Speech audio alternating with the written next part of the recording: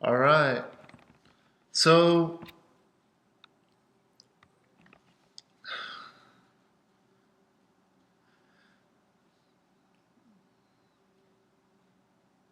how to let go and finally be free, right? Well, what are we talking about here? Let go of what and be free of what?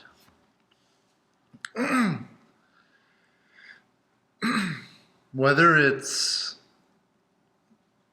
being depressed, being sad, feeling lonely, going through something difficult, whether it's, having lost someone, going through a breakup, anything like that. Or it can be, living with social anxiety, living with any kind of anxiety in general. What we're ultimately looking for when we talk about being free and being able to let go is resistance. So, just the other day, I came across a video. The first thing I, I heard that was being said was how your ego is your enemy, right? And then I just had to stop the video just for a moment because this is one of the most common, in my opinion, misunderstandings.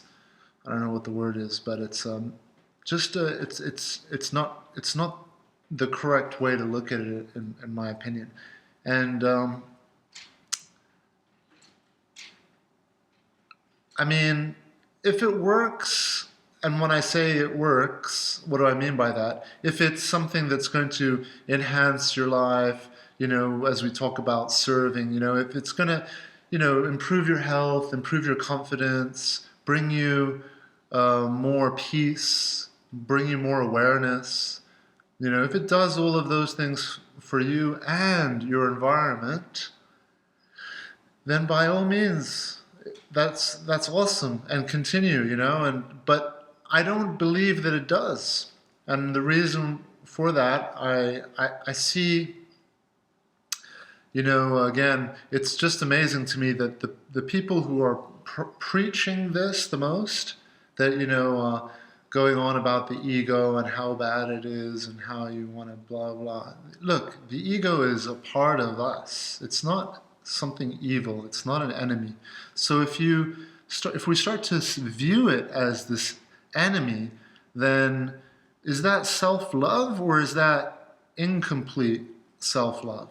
There's some I don't know how you view an enemy, but I don't, it's something that you're going to try to get rid of, right? So I don't think that we can ever get rid of our ego, and nor should we. The ego is a personality. The language that I'm selecting right now, English, is a part of that. Our ego, I believe, is an interface with our environment. It's how we interface with our environment. It's like you've got a computer that's got, I don't know, if anyone out there is old enough to remember the old BBC computers where you had the DOS prompt, and so you've got the computer, the way the computer works, but it was difficult to use the DOS prompt. The DOS prompt is basically like a black screen. You have to enter commands to open programs, and you had to enter commands to delete files off your computer, or it was like a manual car, like a stick shift car, right? It had its advantages because you were able to control things much better, but the disadvantages is like with an automatic car, you don't have to worry about all this, and you can just steer the wheel. And it's the same with our ego. Our ego is like Windows or iOS. It's like the interface. that makes things easier, allows you to use a mouse, and allows you to just. So our ego allows us to interface with the world we live in through judgment. Again, judgment is something that is so overly villainized, put down. If we don't use our judgment, then how are we? Sorry, I've got flies coming in. Every now and then, again, a fly will come in because I have my doors wide open, and it's super hot here. So, judgment, how would you pick between a fork and a spoon, right?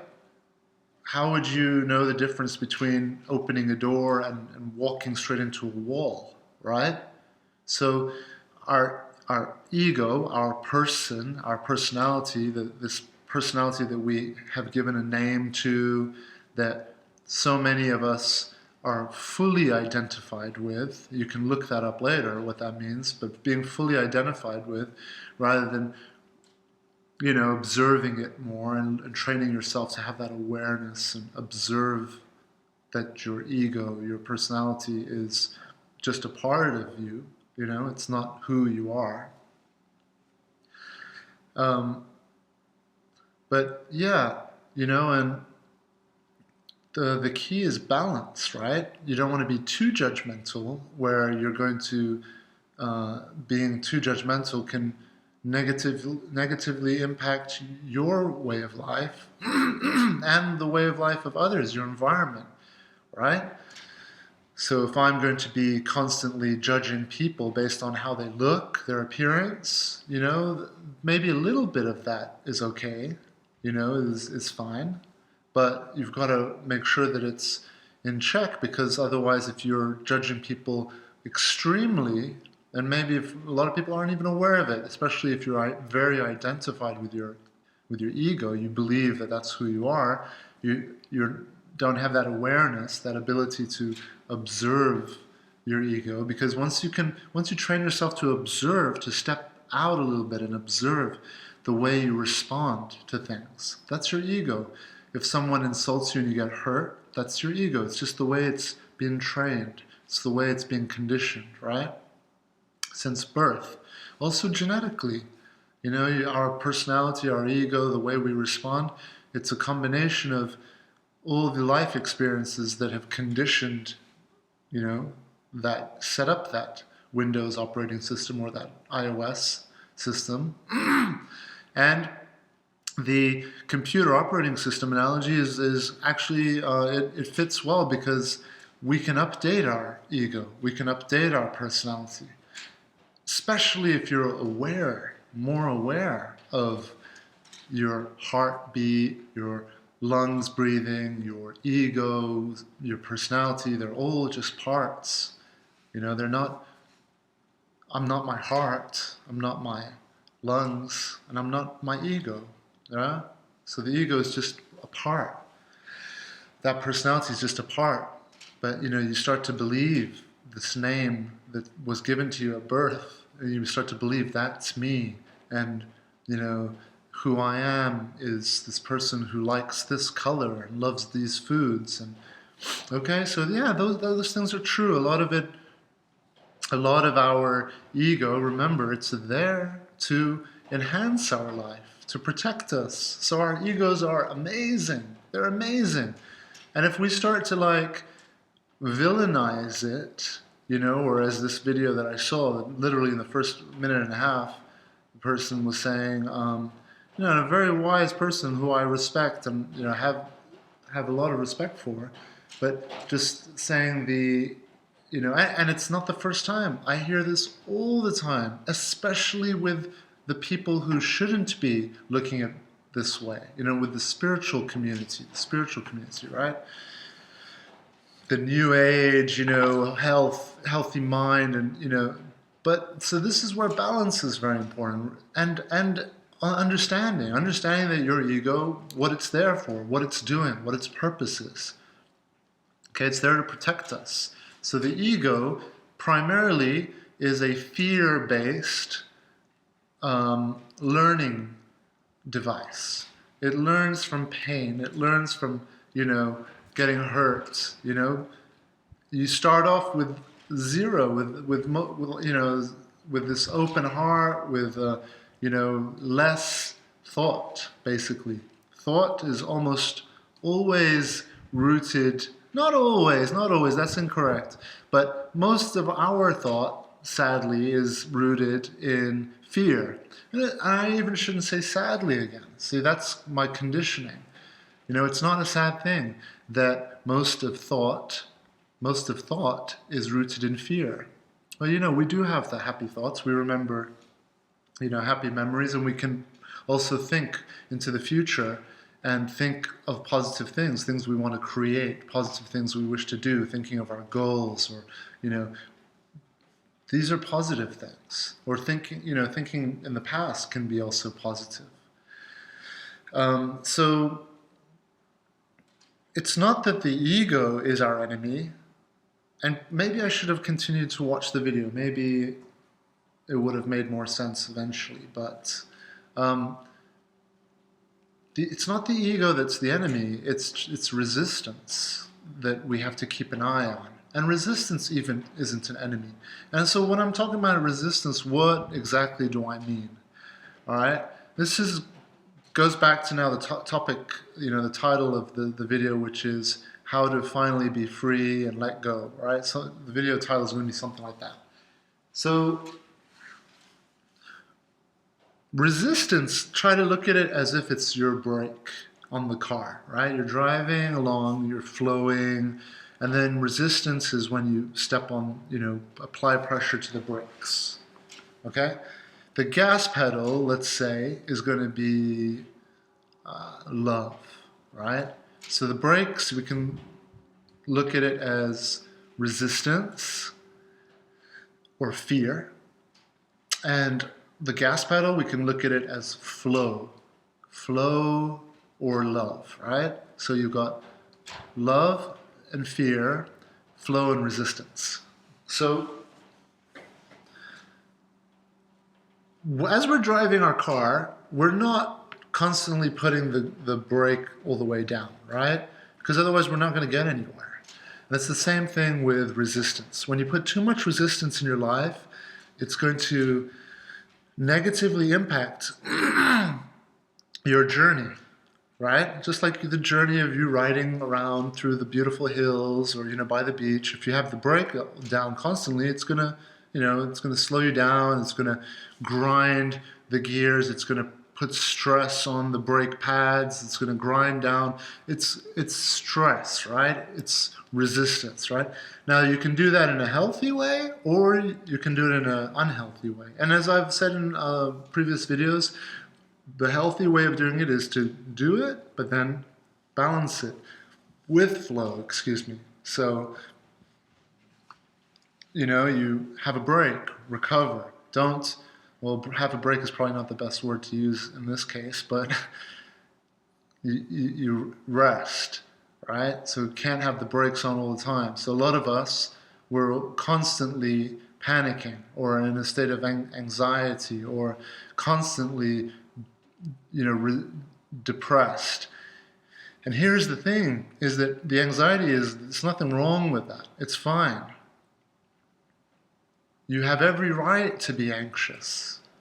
It's not something, calming to be in a steel car or whatever cars are made of, going 75 miles per hour on a freeway with other steel objects like whizzing past you. Like, everyone's just calm in there, just driving around. We're almost numb, right? Numb to what's really happening, numb to the reality. Yeah, so a lot of people are numb, and desensitized. I hear that a lot, So that's one way, I guess, of being able to manage and cope, right? And that's fine. That's absolutely fine. It helps us to drive. It wouldn't be good if we were constantly nervous or anxious driving. That would be dangerous. So, flow versus resistance are, for me, in my opinion, the most important things to keep your eye on. And what is the ultimate sort of ideal above flow and resistance is the balance between the two. So not too much flow, because there can be risks with that, and not too much resistance, because there can be risks with that. But this notion of, our ego is the enemy and try to suppress our ego doesn't work, because what you resist will persist. So if I'm constantly trying to suppress my ego or bypass it, and we'll talk about that in a second, because bypassing it is something incredibly special that we can do through meditation. That's when you step out and you observe what your ego is doing. You observe, when this happens, my ego gets hurt or defensive. When this happens, my ego feels safe and energized. When this happens, my ego feels sad or depressed. Okay? And you realize that your ego is, remember, the operating system that's, helping us to interface with the world. But sometimes that operating system isn't serving us in the best way, so we need to make the updates, right? The software updates. So, don't want to go into this too much, but as an example, let's say, I'll give you one from my life experience. When I was 19, I think, 18 or 19, I went to art school, and I loved it. It was awesome. I was surrounded with creative people. And at the end of the year, we had to do a presentation. And I was terrified. It didn't help that everyone else was terrified as well. So being around that, everyone nervous, and a few people going out having beers before having to do their presentation. Public speaking is notoriously something that people just dislike and are very uncomfortable with, and very rightly so. I'm not a fan of it at all. I prefer one-on-one, but the experience was not good, not pleasant, I should say.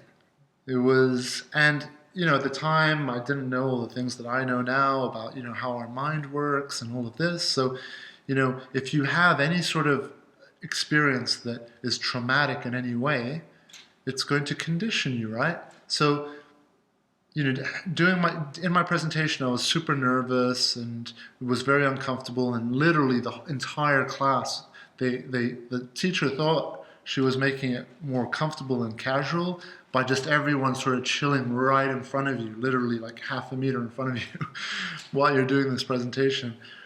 So I obviously just wanted to get through it, and was very nervous. And anyway, a related interesting thing to this is that after that experience, I became terrified of doing presentations. And I went to university after that. I went to college, literally the next year. And at my university, it's all about presentations and this and that. So I was just like, oh my God. I received as a gift this oil that is supposed to be calming, right? It's like lavender, and God knows, lavender and some other things. You're supposed to put it under your ears or on your wrists, and the smell of it is supposed to relax you, right? To help. So I'd put that on every time I would have to do something like an interview or a presentation or something like that. I later became actually I've always been good with interviews, like I said, one-on-one. But so primarily I would put that on for doing a presentation or something like that. Or even, at the time my band started playing shows, and I'd put it on even before the shows just to calm me. Cut a long story short, it turned out that because I was doing this every time I was in this nervous situation, the smell of the oil would spark off my nerves. So the oil, and even today if I smell it, it's going to make me feel nervous. right? Because I'd conditioned that smell with the feeling of nervousness, right? And that's how our mind works. That's how our memory works, and that's how we become programmed. And it starts off as a thought, right? As we always say, it starts off as a thought. Oh, presentation. Last time I got super nervous, so this time I'm going to be nervous again. Those are thoughts, right? They can become beliefs if we think them over and over and over and over, right? Especially if we're thinking them without counterbalancing them. See, at the beginning, that's the time to counterbalance. But I didn't know about counterbalancing or, focusing on positive thought and things like that, just to keep the balance. So yeah, it's fascinating, really, and just learning to understand how you work, how we work, how this works. What can cause us to wind up in a spot where we're always depressed? Well, it's your mind is trying to tell you something, that, hey, you need to go in a different direction. Try different things. And primarily it's going to be think differently. And yes, it's difficult to do a 180 and to completely transform the way you believe or the way you think or the way you do things, the things you eat, But we're living in a world where you have to be able to adapt now. Our world is changing on a daily basis. News from 3 days ago is no longer news.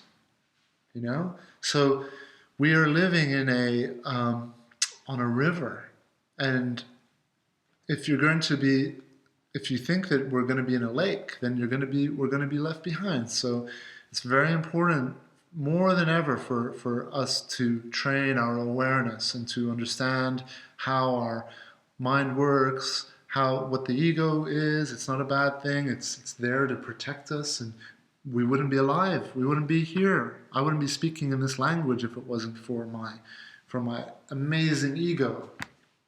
So love your ego. And going back to the analogy of, so you've got your brake and your gas pedal. So too much fear isn't good. Too much judgment isn't good, right? These are all things that come from the ego, right? And the opposite is our heart. It's our child's inner child that wants to just go and do everything and jump off a cliff and jump into dive into water from the top of a mountain, or, all the things that stem from fearlessness. Go out, talk to people without being shy, or approach a beautiful girl, or if you're a girl, approach a guy and have that confidence and peace and calm. Or, if you're fighting or training, be able to get into the cage and, just doing things that are, without fear, right? Without that resistance. But remembering that some of that fear and resistance is good. You're never going to completely ditch it. And if you do, that's not necessarily the right thing, okay? So you have all these, you have a lot of people who are basically isolating themselves, in monasteries, or, and, their environment is incredibly controlled, and they get peace from that, right? Because every day they're waking up, maybe they're in a beautiful monastery, they can get in touch with that sense of peace. And it's a good thing, but always keep in mind balance, because living your life too much like that, then how are you going to survive in a city or in going into town? And this is our world that we live in. So for now, we have to maintain that balance, be able to interact with our world. Otherwise we're going to be creating divisions. And if we can interact with both worlds, that's how we can spread, and share more knowledge and good things with each other. So anyway, cheers, yeah? I've been drinking a lot of kefir lately. I mentioned this in my other video. And this is really good. I found this a week or so ago. I'm not advertising it, but maybe I should make some real money. But yeah, anyway, this is really good. I know there's a lot of vegans, vegetarians who might be thinking, no way. But for anyone else, well, there's loads of alternatives. You don't have to have goat milk or cow milk kefir. But yeah, this is really good. I wish it was organic, but it's not. I couldn't find an organic goat's milk, and that is important for me. Um, but yeah, I balance it out. I'm not always organic. I try to do, my have the balance, as I've talked about in my other videos. So anyway, kefir is really good because what it is it's full of good bacteria. And good bacteria is very important, yeah, for the gut, but also on the skin. So I also spray good bacteria on my skin. That's a whole other video.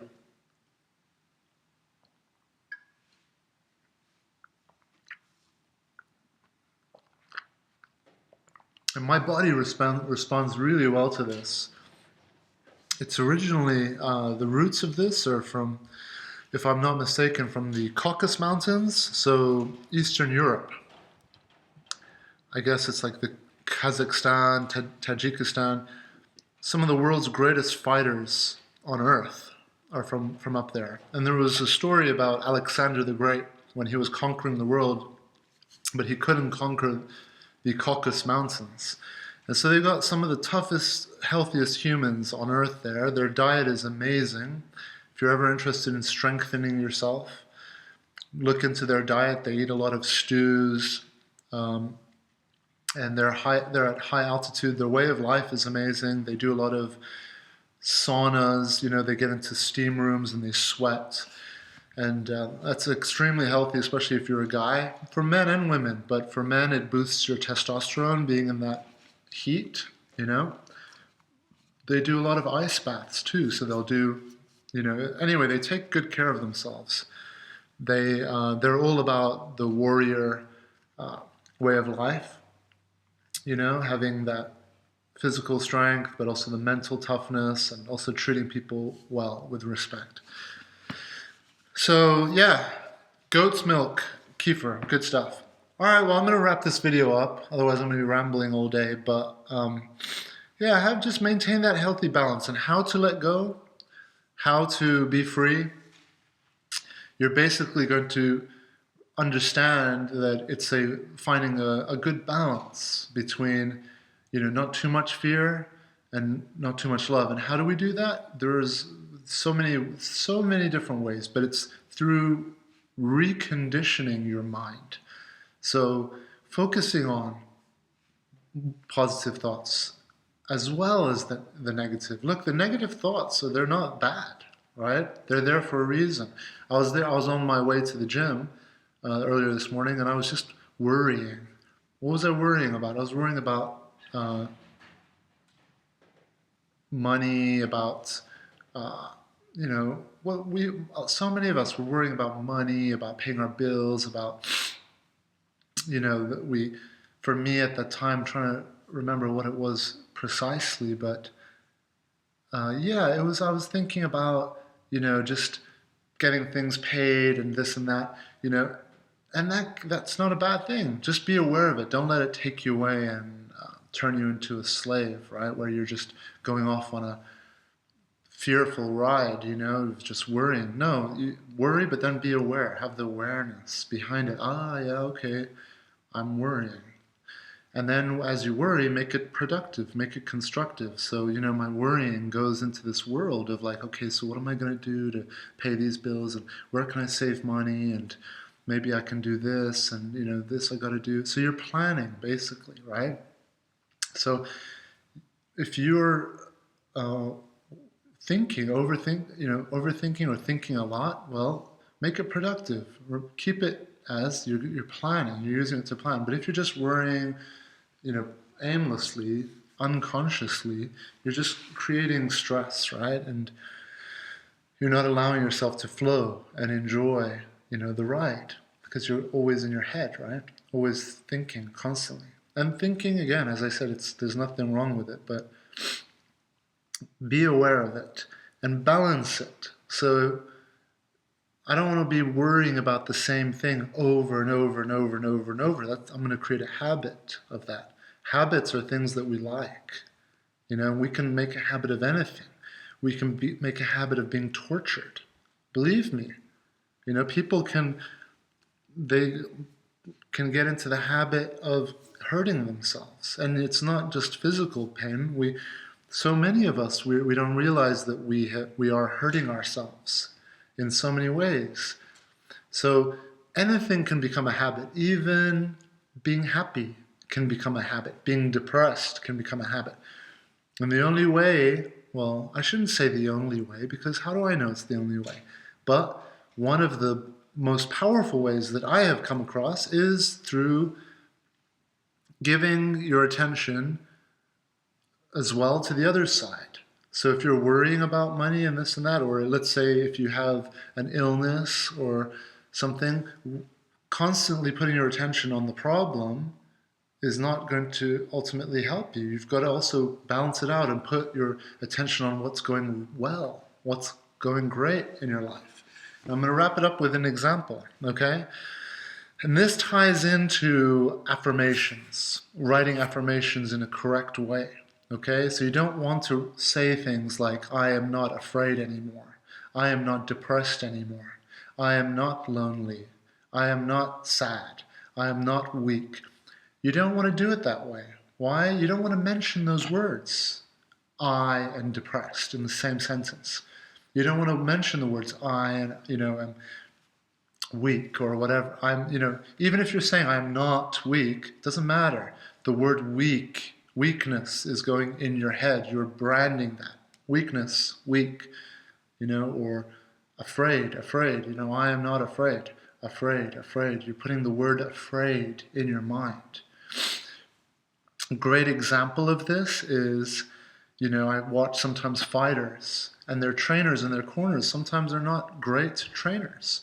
And the trainers will be like, don't give up, don't give up. It's the worst thing you can tell your fighter. Don't give up. Why? Because now that you've just put that word in their mind when they're already tired and someone's beating them up, and now they've got the word give up in their head. It's not going to help. So a better coach would be helping the fighter by telling him where the opportunities are, where the strengths are, right? Not by telling him, or her what the downside is, what the risk is. Okay, and this is how affirmations work. So if you're going to write affirmations in a successful way, in an effective way, you don't want to be saying, I am no longer attached to my ex. Okay? Because what's in that sentence? Attached to my ex, right? You don't want to say things like, I am not afraid. Because you're putting the word afraid in your mind. So you want to be basically focusing on the positive, on the strength. So rather than I am not afraid, you want to say, I feel the courage and strength and power in me grow more and more each day. Okay, you're putting powerful words into your mind. You're branding yourself with power, energy, strength. Yeah? And that's how we condition our mind. Okay, and that's how we free ourselves and finally let go. It's not going to happen overnight, although it can for some people. It can for many people. But for the majority, including myself, I do it little by little every day. I'm not trying to kill myself, get better in a week. Yes, when I was going through very difficult times, pretty much broke down.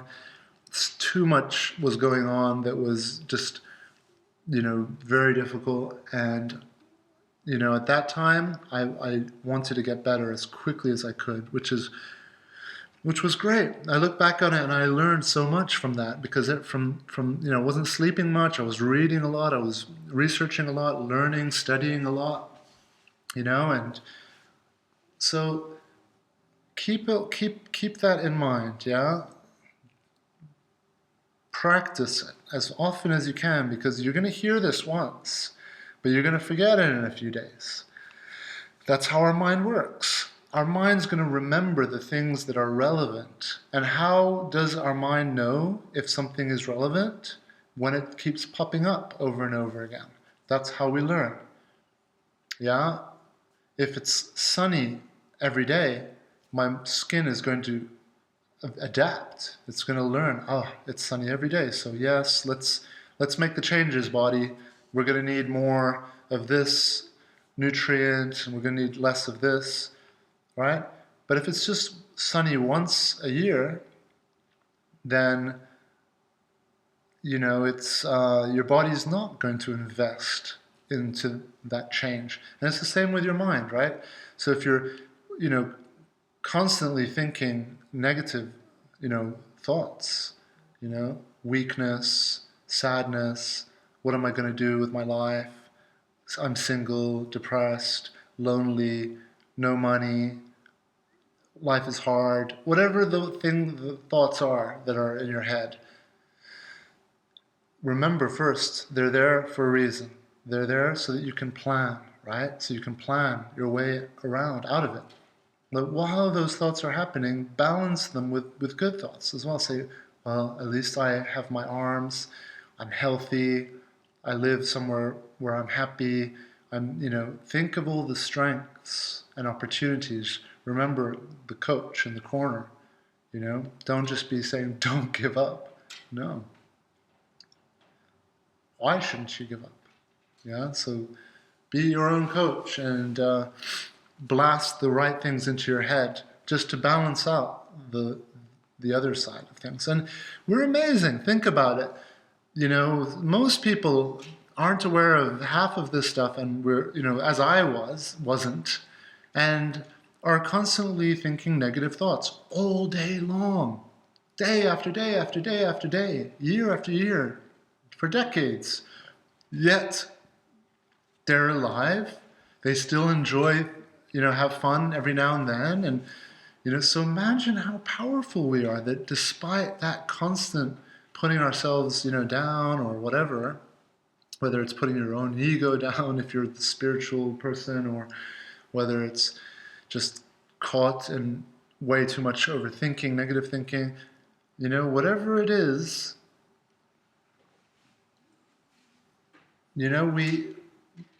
awareness is important. Try to train yourself to become more aware and be more forgiving to yourself. Tell yourself it's okay, for everything. Yeah, the first answer almost to everything is it's okay. Yeah, and then balance is always a great one too. But if you say, oh, I get, I'm too judgmental, I judge people by how they look, it's okay.